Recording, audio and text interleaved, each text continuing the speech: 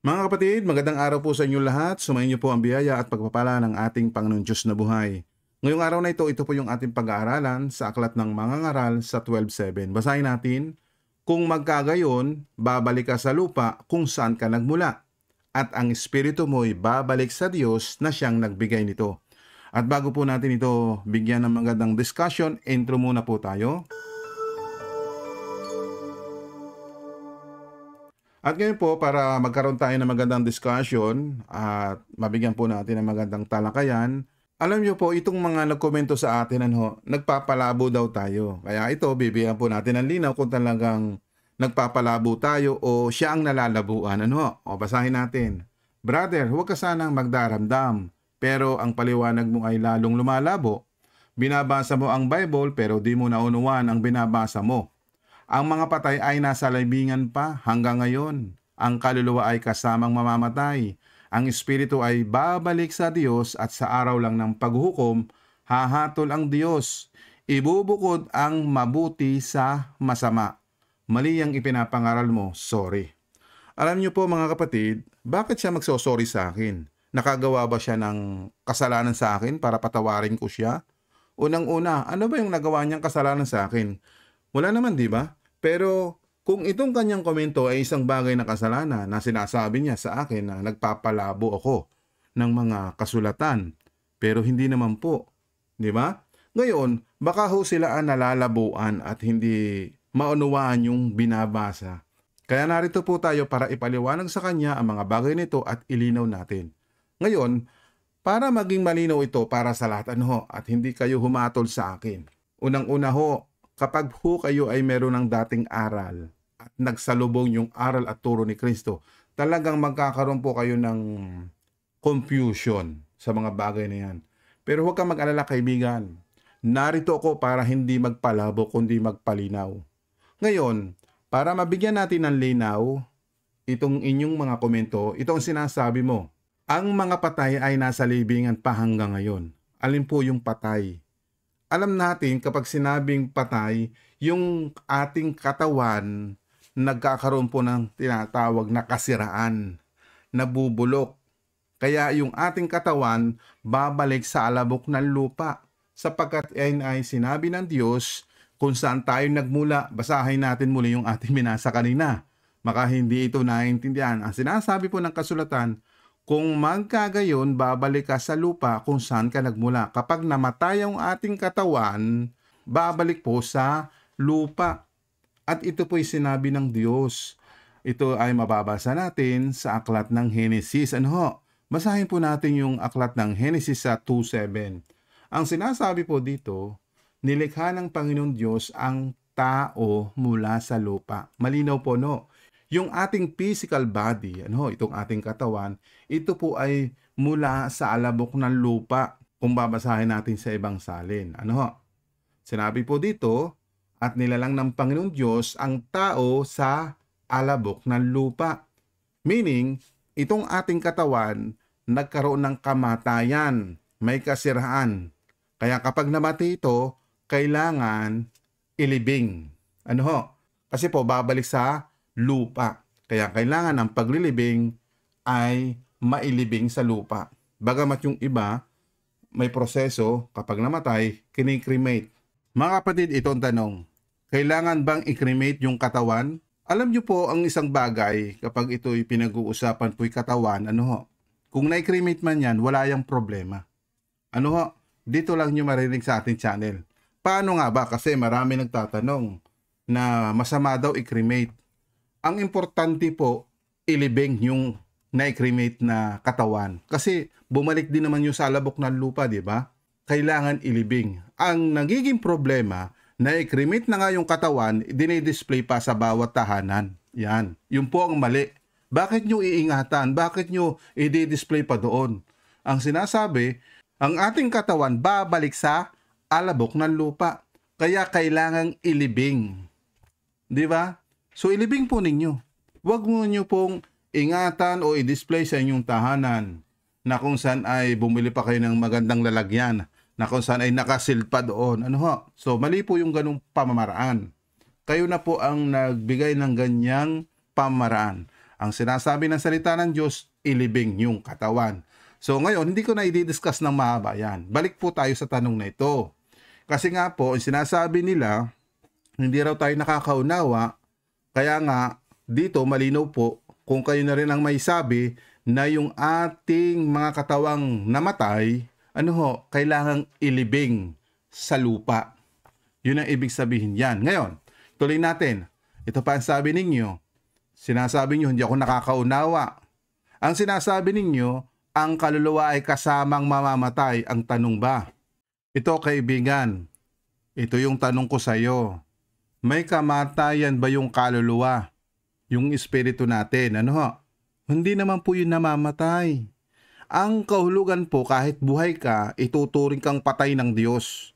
Ibig sabihin noon sa spiritual na pagkaunawa, hiwalay ka. Wala kang connection sa Diyos. Yun ang kamatayang spiritual ng ating kaluluwa at espiritu. Pero hindi yan mamamatay physically.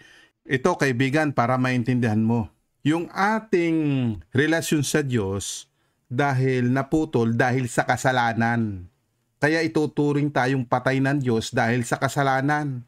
Basahin natin itong sulat ni Apostol Pablo sa Efeso para maintindihan po natin yung mga bagay na yan. O ito po, sa Efeso 2:1. Nung una, itinuring kayong mga patay ng Diyos dahil sa mga pagsuway ninyo at mga kasalanan. Malinaw po, bakit tayo ituturing ng Diyos na patay? Bagamat buhay ka. O, diba? Ang dahilan, iyan po, dahil sa pagsuway at sa kasalanan. Iyan kaibigan. O, sabihin nyo, hindi ako nakakaunawa. Ang kaluluwa po, espiritu, hindi yan wala yung kamatayan. Mananatiling buhay yan. Kahit ngayon ay mapunta ng impyerno, iyon ang tinatawag na ikalawang kamatayan, buhay pa rin yung kaluluwa mo. Pero naghihirap. Malinaw po ba? Kaya mali ang inyong pangunawa. Ang namamatay lang po yung physical body natin, yung ating katawan. O ngayon kaibigan, ito pa para maintindihan mo. Itong sinasabi mo, ang kaluluwa ay kasamang mamamatay, ang espiritu ay babalik sa Diyos. O tingnan po ba ninyo, may kamatayan ba yung kaluluwa? Kaya nga sinasabi mo, yung espiritu ay babalik sa Diyos. Muli natin balikan yung ating binasa kanina dito sa Ecclesiastes 12:7. Balikan natin at basahin natin yun para magbigay linaw. Ulitin ko po ha. Kung magkagayon, babalik ka sa lupa kung saan ka nagmula at ang espiritu mo'y babalik sa Diyos na siyang nagbigay nito. Ang tanong, may kamatayan ba yung espiritu? Kaya sinasabi po diyan, yung espiritu wala yung kamatayan. Kaya sinasabi dito, babalik sa Diyos. Kaibigan, para maintindihan natin, meron akong ipapabasa sa iyo. So basahin natin itong Leviticus 19:31. Sinasabi ng kasulatan, huwag kayong sasangguni sa mga espiritistang nakikipag-usap sa kaluluwa ng mga patay. Dahil kapag ginawa nyo ito, ituturing kayo na marumi. Ako ang Panginoon na inyong Diyos. Ngayon, bigyan natin ng linaw. Ito ang tanong, bakit nakikipag-usap yung mga espiritistang ito doon sa mga kaluluwa? Nangangahulugan yung kaluluwa hindi patay. Ang patay lang po, yung kanyang katawan. Naintindihan po ba natin? Kaya nga po, walang kamatayan yung kaluluwa. Naipakita ko lang po sa inyo kanina, yung kamatayan ng kaluluwa at espiritu sa espiritual na pagkaunawa kapag ikay gumagawa ng kasalanan sa Diyos. Ibig sabihin, napuputol yung relasyon mo sa Diyos. Ibig sabihin, hindi ka pwede makapag-communicate kahit manalangin ka, sumamba sa Kanya, hindi tatanggapin ng iyong pagdulog o pagsamba dahil ikaw ay makasalanan. Ngayon kaibigan, para maliwanagan tayo na dito sa sinasabi mo, ang kaluluwa ay kasamang mamamatay, tingnan lang po ninyo, walang kamatayan nga po yung kaluluwa at espiritu. Yan ay isang bagay na ipapaunawa sa atin ni Hesukristo. Basahin natin yung sulat ni Lucas para maintindihan natin. Itong mga bagay nito, ipapaunawa sa atin. Para malaman mo, hindi mamamatay yung ating kaluluwa. May unawa pa nga ho At nakakaramdam pa ho yun. Kahit wala na ho yun sa physical body, meron po yung pakiramdam yung ating kaluluwa kapag namatay ito. Di ba? O puntahan natin sa mga isinulat ni Lucas ipapaunawa ito sa atin. Ito ay isang kwento ni Jesus para magkaroon lang tayo ng idea sa mga bagay na yan. Basahin natin Lucas 16:22. Namatay ang pulubi at dinala ng mga anghel sa piling ni Abraham. Namatay din ang mayaman at inilibing. Ngayon, unawain po natin itong mga bagay nating binasa. So, kailangan ng unawa. Namatay yung pulubi. Namatay yung mayaman. Yung katawan saan napunta? Di ba't inilibing? So, malinaw po, inililibing yung katawan. Yun ang namamatay. Yun ang may kabulukan. Ang tanong, bakit sinasabi po dito, yung pulubi dinala ng mga anghel? Kung yung katawan ay inilibing, saan dinala ng mga anghel yung pulubi? Kaya ang ating isipin dito, yung kanyang espiritu at kaluluwa, saan dinala? Diba? Ganon din yung mayaman. Saan dinala yung kanyang kaluluwa at espiritu? Bagamat yung kanilang mga katawan na ilibing na. Malinaw po ba? Kaya ating unawain sa verse 23 kung saan dinala yung kanilang espiritu at kaluluwa. Basahin natin yung 23. At habang nagduro sa siya sa lugar ng mga patay, nakita niya sa malayo si Lazarus na kasama ni Abraham. Ngayon, bago natin ituloy ang pagbabasa, unawain po muna natin. Mayroon agad pinagdalhan yung mayamang lalaki at yung pulubi. Ang sinasabi po ditong pulubi, si Lazarus, napunta doon sa lugar ni Abraham. At yung namang mayaman, nagdurusa. Anong lugar ito na pinagdurusahan ng mayaman? Basa tayo ng ibang salin. Dito pa rin po sa Lucas 16:23. Pinaltan lang po natin ang salin para maunawaan po natin. Kasi nga po, hindi kayang ipaliwanag sa isang salita kaya nagkaroon po ng iba't ibang salin. Pero ang kailangan din natin pang-unawa nang hindi tayo mailigaw. Sinasabi po dito, yung salitang pagdurusa ng mayaman, basahin natin, at sa Hades na nasa mga pagdurusa. Ang kahulugan po ng pagdurusa, Hades. Malinaw po ba? Ay itiningin niya ang kanyang mga mata at natanaw sa malayo si Abraham at si Lazaro ay nasa kanyang sinapupunan. Tanda po ninyo, pag sinabing sinapupunan, hindi ito literal na sinapupunan sapagkat patay po si Abraham. Ang ibang kahulugan ng sinapupunan, ito yung kapiling ni Abraham. Kaibigan, basahin natin sa ibang salin. Magandang balita Biblia. Sa gitna ng kanyang pagdurusa sa daigdig ng mga patay. Malinaw po no, mayroong lugar po na daigdig ng mga patay. O yung Hades. O pagdurusa. Ibig sabihin po, yun ang kahulugan nito. Kung itutuloy pa rin natin ang pagbabasa, natanaw ng mayaman si Lazaro sa piling ni Abraham. Yung kaninang binasa natin, sinapupunan, may iba pang kahulugan yung salitang sinapupunan yan. Mas malinaw din po ito, pinalinaw po ng Magandang Balita Biblia, yung kandungan, sinapupunan o sa piling ni Abraham. Yan ang ibig sabihin po. Yung sa piling ni Abraham, naroon si Lazaro. Samantalang yung mayaman nasa lugar ng pagdurusa. Bagamat ito ay parehas na lugar ng mga patay. At doon sa lugar ng mga patay, mayroong tinatawag na Hades. At yung lugar ni na Abraham, ito po nga ay inaaliw dito yung kaluluwa nila. Kung itutuloy po natin ang pagbabasa, mag-jump muna ho tayo sa verse 25 para maintindihan natin yung lugar ni Abraham. Ngunit sumagot si Abraham, anak, alalahanin mong nagpasasaka sa buhay mo nung ikaw ay nasa lupa. At si Lazaro naman ay nagtiis ng kanyang kahirapan. Subalit ngayon ay maligaya siya rito, samantalang ikaw naman ay nagduro sa riyan.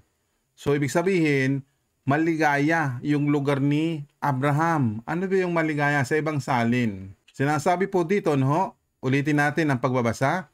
Pero sumagot si Abraham, anak, alalahanin mong nung nabubuhay ka pa sa lupa, ay mabuti ang kalagayan mo. Pero si Lazaro ay hirap na hirap. Ngayon naman ay inaaliw siya rito at ikaw naman ay nahihirapan.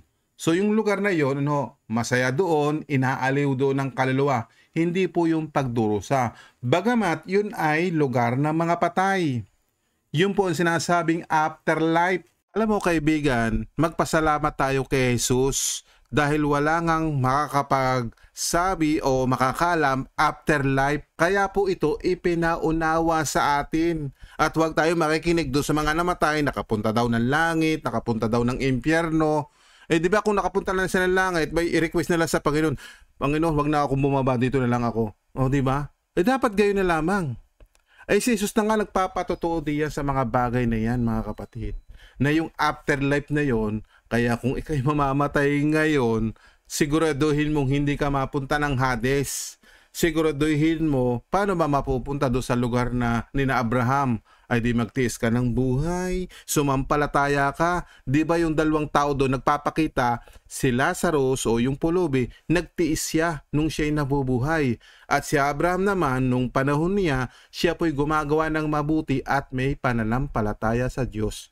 Yun ang ibig sabihin para ikaw ay mapunta doon sa Sheol na hindi pagturusa o kahirapan, para hintayin mo yung panibagong katawan na ibibigay sa'yo na katawang panglangit. Yung afterlife na kung saan dinadanas na mga taong nagdurusa, yung mga taong walang nagpahalaga sa salita ng Diyos, hindi pinahalagahan yung mga bagay na espiritual. Ipinagpalit nila yung mga bagay na literal o yung kayamanan ng salibutang ito. Yun ang sinasabi ni Jesus, na kung saan makamtan mo man ang buong sanlibutan, kung mapapahamak naman ang iyong kaluluwa. O basahin natin yon para maging malinaw lang sa mga nakikinig. Basahin natin. Basahin po natin sa mga sulat ni Marcos 8:36. Ano ba ang mapapala ng isang tao kung mapasa kanya man ang lahat ng bagay sa mundo? Pero mapapahamak naman ang kaluluwa niya. Tingnan po ninyo. Yung kaluluwa mapapahamak, pero hindi yun mamamatay. Kasi sinasabi po ninyo, kasamang mamamatay. Ang sinasabi po dito, mapapahamak naman yung kaluluwa. Kaya nga po doon sa lugar ng Hades, naghihirap yung kaluluwa nung mayaman. Kasi nagpasasa na lang po siya. Diba? Balikan natin ito. Itong Lucas 16:23. At habang nagduro siya sa lugar ng mga patay. Yung lugar ng mga patay, merong lugar ng pagturusa. Iyon po ay doon sa lugar ng mayaman. Bagamat sina Lazaro at Abraham, hindi po yung lugar ng pagdurusa. Hindi po yung lugar ng Hades. Ano ho? Kasi sa isang salin, Hades po yung pagdurusa. Pero wala po diyan sina Abraham at Lazaro. Yung lugar ni Abraham at ni Lazaro, ano po yung lugar na yon? Ito po yung lugar na inaaliw yung kanilang kaluluwa. O sinasabi po diyan, datapwat ngayon ay inaaliw siya rin at ikaw ay nasa kahirapan. So may dalawang lugar po yun. Isang lugar ng paghihirap at lugar na inaaliw doon ang kaluluwa. Siyempre masaya yun. Diba? At binasa natin ito sa isang salin sa Magandang Balita Biblia. Ngayon ay maligaya siya rito, samantalang ikaw naman ay nagduro sa kariyan. So malinaw po, may pagdurusa at mayroong kapahingahan ng kaluluwa. Malinaw po ba sa atin yan? Pero yung inyong pangunawa, ang kaluluwa mamamatay. Hindi po. Wala po nga kamatayan ng kaluluwa. Meron pong destination doon sa afterlife. Meron ka munang tinatawag ng temporal na place para bago humarap sa hukuman ni Kristo, ang mga tao ay may paglalagyan muna yung mga kaluluwa na mga namatayang katawan nila. So malinaw po ba? So hindi po yung unawa po ninyo na ang kaluluwa ay kasamang mamamatay. Kung namatay yung katawan, patay din ba yung kaluluwa? So hindi po ganun. Yan po, may unawa nga po, di ba? Kaya nagdurusa sila. So balikan natin, tingnan niyo po, unawain niyo itong talatang ito. Balikan po natin, ano? Balikan natin yung 24 na hindi natin binasa kanina. Ang sabi dito, kaya't sumigaw siya, Amang Abraham, maawa po kayo sa akin. Utusan po ninyo si Lazaro na isawsaw sa tubig ang dulo ng kanyang daliri at basain ang aking dila dahil ako'y naghihirap sa apoy. Ano yung kanyang pakiramdam? Naghihirap. O basa pa tayo ng ibang salin para maintindihan natin na yung kanyang pakiramdam. Ano ho? Kasi nakakaramdam din pala kahit kaluluwa lang. O tingnan nyo po dito sa isang salin. Lucas 16:24 ASND. Kaya tumawag siya, Amang Abraham, maawa kayo sa akin. Utusan niyo po si Lazarus na isawsaw ang daliri niya sa tubig at ipatak sa dila ko.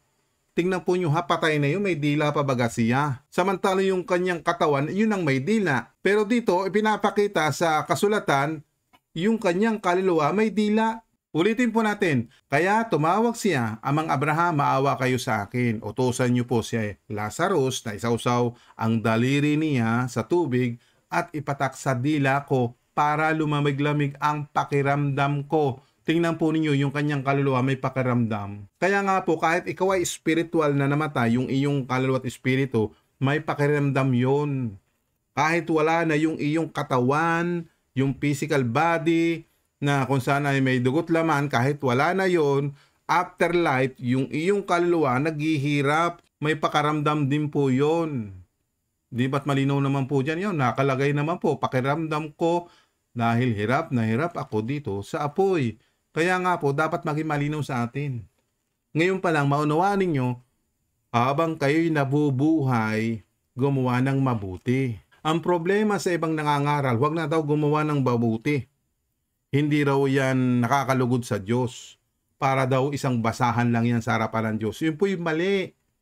Yung ganong nangangaral, kapag kayo'y nakinig, kasama kayo sa paghihirap. Kasi akala ninyo, ligtas na kayo, pero hindi nyo inuunawa ang mga salita ng Diyos. Katulad po ninyo, sinasabihan nyo ako na hindi nakakaunawa, malabo ang aking pangangaral. O nilalabo ko ba? Yan, nilinaw ko po sa inyo. Kayo po ang malabo sa pangunawa. Nang sinasabi ninyo, ang kaluluwa ay kasamang mamamatay, tapos ang espiritu ay babalik sa Diyos. Ang tanong ko po sa inyo, ito ha, ililinaw ko sa inyo. Yung mga espiritu ba, bumalik na ba sa Diyos yung panahon ni Noe? Di ba't nagkang mamatay lahat ang mga tao doon? O babasahin ko sa iyo, ano ho? Dito naman tayo sa iyong pangunawa na bumalik ba sa Diyos yung mga espiritu nila? Ngayon, ipapaunawa ko to sa iyo. Kung ako ang nagkakamali sa aking pangunawa, di tingnan natin ang kasulatan. Sinasabi mo, bumalik sa Diyos. O ito, basahin natin sa unang Pedro 3:19. At sa kalalagayan niyang espiritual nangaral siya kahit sa mga espiritong ng mga taong nakabilanggo. O tingnan po ninyo, yung mga tao, yung espiritu nila nakabilanggo. Saan lugar yun? Di lugar ng mga patay yan. Di ba? Namatay na nga po yung panahon ni Noe. Kung itutuloy natin ha, para maintindihan natin, na hindi sumunod sa Diyos nung unang panahon ni Noe. Yan, di ba? Yung panahon ni Noe, na yung mga tao noon na hindi sumasampalataya sa Diyos, nagkang mamatay. Di ba ang espiritu nila ikinulong o ibinalanggo sa lugar ng mga patay? Kaya sinasabi po dito, sa panahon yun, matyagang hinintay ng Diyos ang pagsampalataya nila sa Kanya habang ginagawa ang barko. Ngunit 8 tao lang ang sumampalataya at pumasok sa barko at nakaligtas sa tubig. Kaya yung mga tao nung panahon ni Noe na hindi sumasampalataya sa Diyos, binigyan ng pagkakataon na sila'y sumampalataya sa Diyos. Kaya si Kristo bumaba doon sa lugar ng mga patay, nangaral siya. Kaya nga kailangan din nila na sumampalataya yung panahon ni Noe na hindi sila nakinig sa Diyos. Kaya ginunaw ang mundo sa pamagitan ng baha. So malino po ba para sa atin ang mga bagay nito? Bago sasabihin ninyo, bumalik sa Diyos, paano yung panahon ni Noe? Hindi naman yan bumalik sa Diyos. Ito kaibigan, kasi kung iniisip ninyo na bumalik sa Diyos yung espiritu, yung bang mamamatay tao, magnanakaw, di ba? So yung mga iba't ibang klase na mga kasalanan na ginagawa nila, nung namatay sila, bumalik ba yun sa Diyos? Tatanggapin ba yung kanilang mga espiritu na bumalik sa Diyos kahit sila'y napakasama? Kaibigan, idagdag ko rin ito sa iyo para makaunawa ka sa mga bagay na espiritual. Tingnan natin si Haring David. Ano pong sinasabi ng mga apostol dito sa Aklat ng Gawa 13:36? Sapagkat si Haring David pong tinutukoy dito, pagkatapos niyang maglingkod ayon sa kalooban ng Diyos sa kanyang sariling salinlahi, ay namatay at isinama sa kanyang mga ninuno at nakakita ng pagkabulok Meaning, yung katawan nabubulok po talaga. Ang sinasabi po dito, mula doon sa kanyang mga ninuno kay Abraham, kay Isaac, di ba? Yan ay yung mga bagay, mga namatay po yan, yung kanilang katawan. Ang tanong, yung kanilang espiritu, bumalik ba yun sa Diyos? Yan po, patunay po yan. Kaya sinasabi pa rin po ng mga apostol, unawahin mo rin ito sa sinasabi ng kasulatan. Mga Gawa 2:29. Mga kapatid, sinasabi ko sa inyo na ang ninuno nating si David ay namatay at inilibing at narito ang kanyang libingan hanggang ngayon. Ibig sabihin po, nakalibing pa, hindi pa bumabangon sila sa kanilang libingan. Sapagkat sinasabi po ni Juan na babangon sila. O basahin natin, babangon po sa libingan sila. At ito po ipapaliwanag sa atin ni Juan. Basahin natin, Juan 5:29. Sila'y muling mabubuhay, lahat ng gumawa ng kabutihan ay magkakaroon ng buhay na walang hanggan, at lahat ng gumawa ng kasamaan ay parurusahan. So malinaw naman po yan, di ba? May pagkabuhay na muli. Kaya wala pa pong pagkabuhay na muli. At doon po sa pagbabalik ni Kristo, bubuhayin muli ang mga namatay kay Kristo. Di ba't sinasabi po yan sa mga sulat pa rin po ni Pablo? O basahin natin dito sa mga sulat ni Apostol Pablo 4:15. Ito ang katuruan ng Panginoon na sinasabi namin sa inyo, tayong mga nabubuhay pa, tayong mga natitira pa hanggang sa pagparito ng Panginoon. Tandaan po ninyo ha, hanggang sa pagparito ng Panginoon. Kailan po yan? Di ba't iyan ay yung tinatawag na second coming of Jesus Christ? Tuloy natin, ay hindi mauna sa mga namatay na.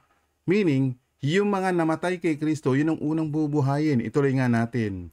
Sa araw na iyon, kasabay ng malakas na utos ng tinig ng arkanghel at ng tunog ng trompeta ng Diyos, bababa ang Panginoon mula sa langit. Ang mga namatay na sumasampalataya kay Kristo ay bubuhayin muna. Yun ang malinaw, bubuhayin muna yung mga mananampalataya kay Kristo. Kaya sinasabi po diyan, wala pa yung sinasabing second coming of Jesus Christ. Paano sasabihin ninyo yung espiritu bumalik na sa Diyos? Meaning, yung kanilang kaluluwa, napunta mo na nga doon sa lugar ng Hades at ng Sheol para buhayin at ilagay sa dapat pagkalagyan. Yung mga gumawa ng masama, parurusahan. Yun nga po yung tinatawag na impyerno. At doon naman sa mga taong nagbanal, ay kakamtan nila yung buhay na wala hanggan. Doon pa lang po. Ano ho? Ituloy natin sa 17. Pagkatapos tayo namang mga buhay pa at natitira ay titipunin sa alapaap kasama ng mga binuhay upang salubungin ang Panginoon sa himpapawid.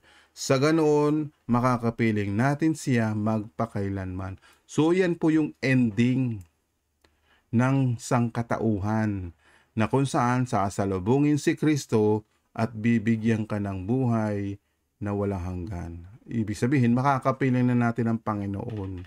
Kaya sinasabi sa mga apostol, ito ha, para mahalaman nyo yung pangako sa mga mananampalataya, 14:3, para makita po natin yung pangako. Basahin natin. At kapag naipaghanda ko na kayo ng matitirhan, ako'y babalik at isasama ko kayo upang kayo'y makapiling ko kung saan ako naroroon. Sa ibang salin, basahin natin. At kung ako'y pumaroon at kayo'y maipaghanda ng kalalagyan, ay muling paririto ako at kayo'y tatanggapin ko sa aking sarili upang kung saan ako naroroon, kayo naman ay dumuon. So, meaning, dito babalik si Kristo para sunduin yung mga mananampalataya.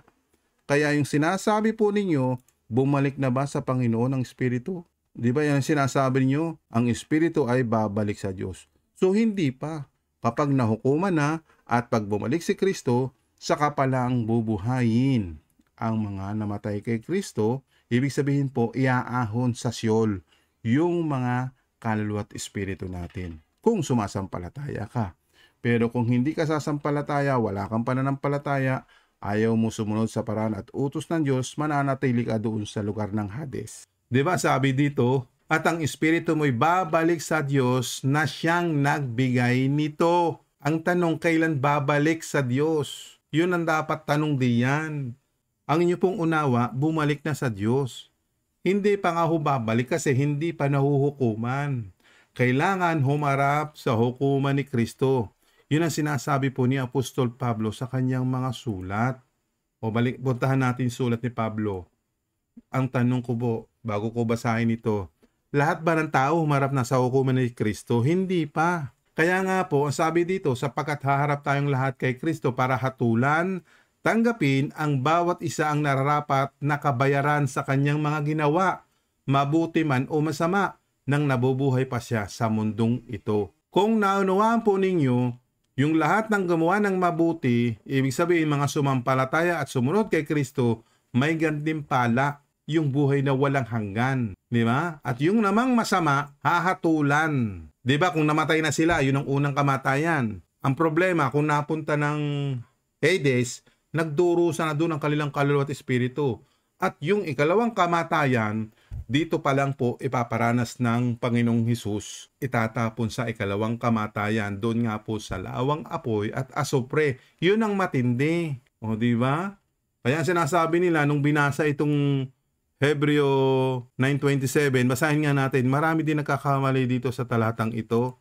Hebreo 9:27, itinakda sa mga tao ang mamatay ng minsan at pagkatapos nito ay ang paghuhukom ng Diyos. Akala nga nila pag namatay na hukuman na, basta't ikay sumampalataya at namatay, diretso na langit. Mali po yun. Wala pa nga ho yung paghuhukom ni Kristo, di ba? At yung sinasabi pa nila, pag namatay ka, masama ka, impyerno na. Hindi pa nga ho nagkakaroon ng paghuhukom ni Kristo. At doon na rin po itatapon si Satanas kasama yung mga sumunod sa aral at turo ng mga demonyo o ni Satanas. So malinaw po ba sa inyo? Kaya kapatid, ito po ang paglilinaw. Ibubukod yung mabuti at masama kapag nahukuman na. Tapos sinasabi ninyo, mali ang ipinapangaral mo. O nasaan yung mali ang pinapangaral ko? Siguro marami makakarelate dito at makakaunawa. Kasi nga po, wala pa yung paghuhukom ni Kristo para sabihin nyo na bumalik na yung Espiritu sa Diyos. Wala pa po. Babalik pa lang kapag nahukuman na. Bibigyan ka ng buhay na walang hanggan at bibigyan ka ng panibagong katawan pagpasok ng langit. Diba? Kung si Abraham, naroon pa rin po sa lugar ng mga patay, hahanguin sila doon. Yun nga yung tinatawag na Sheol. Hahanguin sila. Ito kaibigan, para maintindihan mo, yung mga namatay sa lugar ng mga patay, yung pong napunta doon sa inaaliwang kaluluwa, yun po ay lugar ng mga patay na tinatawag na Sheol. So basahin natin, unang Samuel 2:6, may kapangyarihan ang Panginoon na patayin o buhayin ang tao, may kapangyarihan siyang ilagay sila sa lugar ng mga patay at kunin sila roon. Ang tanong, may pag-asa pala yung mga taong napunta sa lugar ng mga patay, kukunin sila roon. Anong lugar ng mga patay? Sa Hades ba o yung Sheol? O yan ang tanong ko po sa inyo. Ang sinasabi ng iba, parehas daw yun. Oo nga, iisang lugar po yun. Pero ang pangalan po ng bawat lugar doon may dalawang segment. Yung unang segment, yung Hades ng pagdurusa. At yung Sheol na sinasabi dito, palitan natin ng ibang salin para makita ninyo. Yung lugar ng mga patay, Sheol, doon kukunin ang mga taong nagbanal, sumampalataya at nagtiis. Basahin natin sa ibang salin. Diyan pa rin po sa unang Samuel 2:6. Ang Panginooy pumapatay at bumubuhay, siya ang nagbaba sa Sheol at nagsasampa. Kaya pag ang Diyos ang nagbaba sa iyo, hindi sa Hades, wala na doong pag-ahon. Pero pag ikaw ay nababa doon sa Sheol, may pag-asa ka dahil isasampa ka. Kasi ang Hades, diretso na yon ng impyerno. O basahin natin ha, para maintindihan ninyo. Kaya mag-ingat po kayo na hindi kayo magkaroon ng maling unawa. Basahin natin itong Apocalypse 20 verse 14 para malaman ninyo yung mga napunta ng Hades, diretso ng dagat-dagatang apoy. Basahin natin. At ang kamatayan at ang Hades, yan ang salitang Hades, ay ibinulid sa dagat-dagatang apoy. Ito ang ikalawang kamatayan, sa makatuwid ay ang dagat-dagatang apoy. Yan po yung pagharap na kay Kristo. Na kung saan nasa Hades ka, pero diretso na. doon sa dagat-dagatang apoy sa paghuhukom. Yun pong ikalawang kamatayan. Basahin natin sa ibang salin, ano ho? Para po magkaroon pa tayo ng pangunawa para hindi kayo magkaroon ng maling unawa sa inyong binabasa. Kaya magpasalamat kayo sa channel na ito. Lahat ng version at salin binabasa natin para makaunawa tayo. Kasi po yung iba nagbabasa isang salin laang. Tapos nagbibigay ng paliwanag sa kanilang sariling diwa. O dito, hindi po ganun. Pinapaliwanag, pinapalinaw, hindi pinapalabo. Kasi nga po, yun ang unawa nila sa atin. Pinapalabo daw natin, samantalang pinapalinaw naman po. O basahin natin ito. At ang sinumang hindi nakasulat ang pangalan sa aklat na listahan ng mga taong binigyan ng buhay na walang hanggan ay itatapon sa lawang apoy. Pagkatapos, itatapon din doon ang kamatayan at ang Hades. Ang parusang ito sa lawang apoy ay ang ikalawang kamatayan. Di ba't napakalinaw naman po? Kaya yung mga napunta ng Hades, dediretso na doon sa ikalawang kamatayan. Ay, delikado pala ang mapunta ng Hades. Ito ang tanong ko sa inyo, sino yung mapupunta? Yung mga taong walang pananampalataya, mapupunta sila sa Hades. Bakit? Ang gusto nga ng Diyos may pananampalataya. Yung iba nagtuturo, pananampalataya, ligtas ka na. Yung ba ang itinuturo ni Kristo? Hindi lang po pananampalataya para maligtas ka. Kailangan mong sumunod sa paraan ni Kristo. May utos si Kristo. Hindi pwedeng wala. Ano? Kasi po, yung sinasabi nila, sumampalataya ka lang, ligtas ka na. Ay maling aral yun. Wala namang sinasabing ganun. Kapag sumampalataya, ligtas ka na, diretso ng langit. Hindi naman po ganun. Ano? Kaya yung mga binigyan po ng buhay na wala hanggan lang ang makakapasok sa kaharian ng langit. At yung wala sa listahan sa aklat ng buhay, saan itatapon? Doon sa lawang apoy na ito yung tinatawag na ikalawang kamatayan. Ngayon kaibigan, bago po tapusin ang bidyong ito, i-clarify ko lang sa iyo lahat ang ating napag-aralan. Ngayon, yung sinasabi mo na huwag akong magdadamdam, hindi naman po ako magdadamdam sa mga bagay na yan. Ano ho?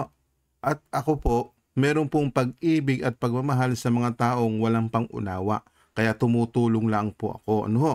Kung may magagalit man ho sa akin, hindi ko na ho kasalanan yun. Hindi naman ako para kayo pagalitan din. Narito po ako para magmahal sa mga kaluluwang mapapahamak.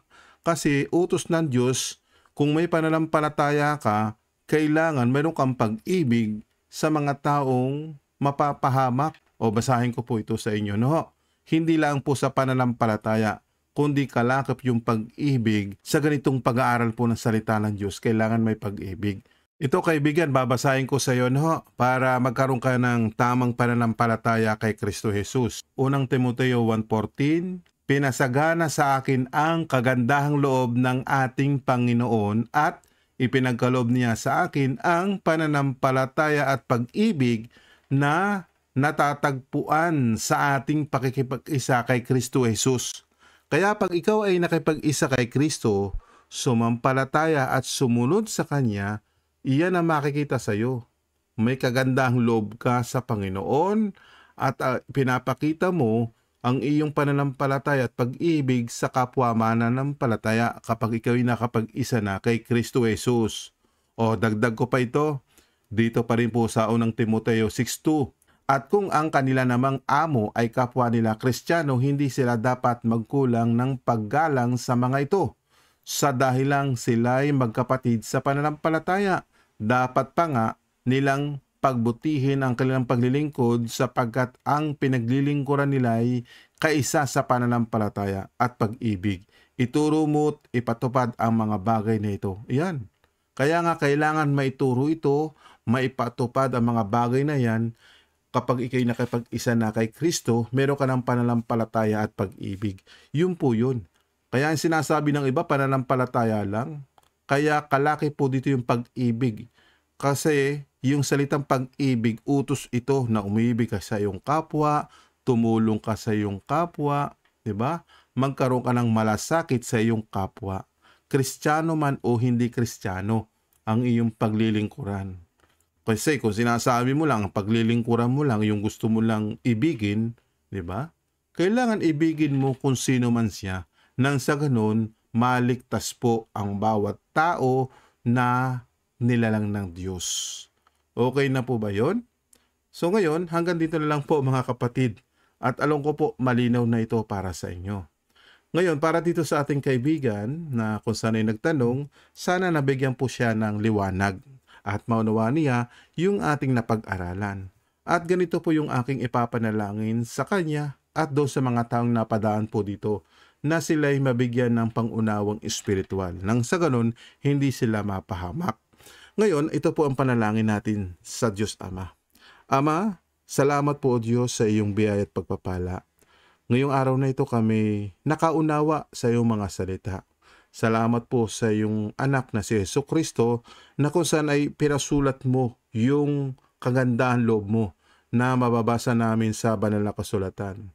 At sa bawat lingkod na iyong tinawag upang ito ay may palaganap at makarating sa panahon namin. Kaya Ama, nagpapasalamat po kami sa ganitong pagkakataon na kami po'y nakakapag-aral ng iyong salita.